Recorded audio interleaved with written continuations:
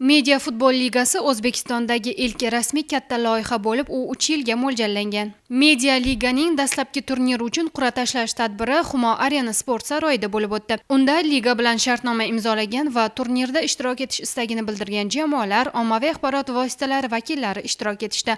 Media futbolda asosan san'at va madaniyat vakillarini, blogerlarni ko'rish mumkin. Ammo yurtimizdagi media futbol sohasini haqiqiy futbolchilarsiz, yaqin o'tmishning afsonalarisiz tasavvur etish qiyin. Sobiq futbolchilardan tarkib topgan UFO Legends ham musobaqada ishtirok etadi. Men o'ylashimcha yaxshi o'yinlar bo'ladi, qiziqarli o'yinlar bo'ladi. Chunki bu yerda hamma aralashgan. Keyin bizning komandaga kelsak, bizning komanda biz o'zi futbol tugatgandan keyin yugurib turamiz. Bizga bu qo'shimcha motivatsiya bo'ladi. Bizning o'yinimizga kelib, muxlislar shu bizagami yoki boshqalarga balet komandaga balet qilsa, biz naborot xursand bo'lamiz. Chunki kundan kunga baletchilar ko'payib boryapti. Turnirda ishtirok etish uchun 20 ga yaqin jamoalar ariza topshirishgan. Shulardan 16 tasi rasman tasdiqlanib, belgilangan talablar asosida liga bilan rasmiy shartnomalar imzolashdi. 16 ta jamoa 4 guruhga bo'lingan holda o'zaro bahs olib borishadi. Guruhda eng yaxshi natija qayd etgan jamoalar esa play-off bosqichida kurashni davom ettiradi.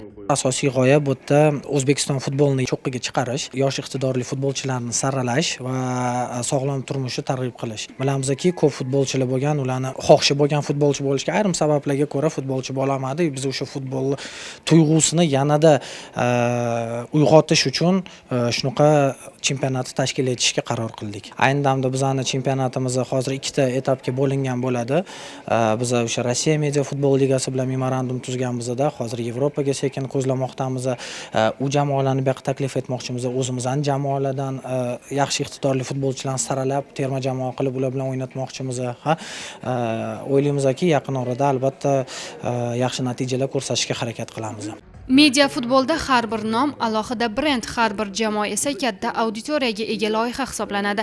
Yangi tashkil etilgan Media futbol ligasi sport va shou elementlarini uyg'unlashtirgan holda tomoshabinlar uchun mutlaqo yangi formatni taqdim etmoqda. Tashkilotchilar bu loyiha orqali yoshlar orasida futbolga qiziqishni oshirish va media sportni professional bosqichga olib chiqishni maqsad qilgan.